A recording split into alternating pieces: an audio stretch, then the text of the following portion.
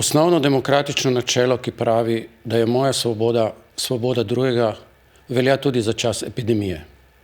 Moje zdravje namreč lahko zagotovi samo zdravje drugih. Zato predlagam, da razmišljanje o slabih namerah drugih in tako imenovani nacionalni razklanosti zamenjamo s prizadevanji za našo varnost in zdravje. In na tej poti imamo s cepljenjem daleč največ možnosti. Svet je v krču zaradi koronakrize. Vprašanje zaupanja v znanost ima zato v teh časih še toliko večji pomen. Svetovna znanost se je neverjetno hitro odzvala na pereč problem virusa SARS-CoV-2. Znanstveniki po vsem svetu so vse napore usmerili v en sam cilj – razviti varna in učinkovita cepiva. Rezultati vseh teh raziskav so transparentni in vsem na voljo. Zaupajmo v znanost. Znanost, ki nas je pripeljala v 21. stoletje, se razvija z neverjetno hitrostjo. Z dosežki se srečujemo na vsakem koraku, tudi na področju medicine. A vse to se lahko dogaja zaradi desetletij predhodnih raziskav.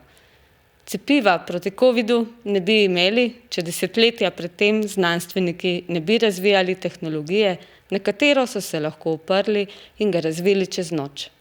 Zaupajmo jim. Cepiva so eden ključnih znanstvenih dosežkov. Rešila so več življenj kot katerokoli drugo zdravilo in izkoreninila vrsto nevarnih, smrtonosnih bolezni. Še pred pojavom koronavirusa so cepiva vsako minuto rešila več kot 5 življenj in preprečila do 3 milijone smrti na leto. Tudi v premagovanju koronakrize bomo uspešni le s pomočjo učinkovitih cepiv in z zadostno precepljenostjo. V družbi sta prisotna strah in nezaupanje v cepiva, a virus je tu. Poleg analize bolnikov ga zasledujemo tudi v odpadni vodi, kjer je njegova količina na najvišjem nivoju doslej. Ko iščete odgovore na vprašanja, ki se vam porajajo v zvezi z epidemijo in cepljenjem, iščite verodostojne vire informacij. Zaupajte vrhunskim slovenskim strokovnjakom. Stopimo skupaj in preprečimo širjenje virusa. V boju proti nevarnemu virusu je izjemno pomembno tudi spoštovanje enostavnih zaščitnih ukrepov. Nošenje mask, ohranjanje primerne razdalje, razkuževanje, druženje v majhnih mehurčkih in redno zračenje. Takšno ravnanje je odgovorno do nas samih, do drugih. Predvsem pa imamo jasno stališče in konsenz svetovne znanosti glede tega, katera je najbolj učinkovita in edina pot za izhod iz koronakrize. Cepljenje.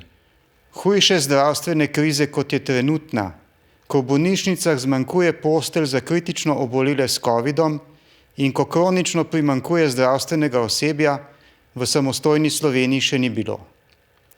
Zdravniki glasno opozarjamo, da bomo prisiljeni v izbiranje med tem, komu pomagati pri ohranjanju življenja in komu ne.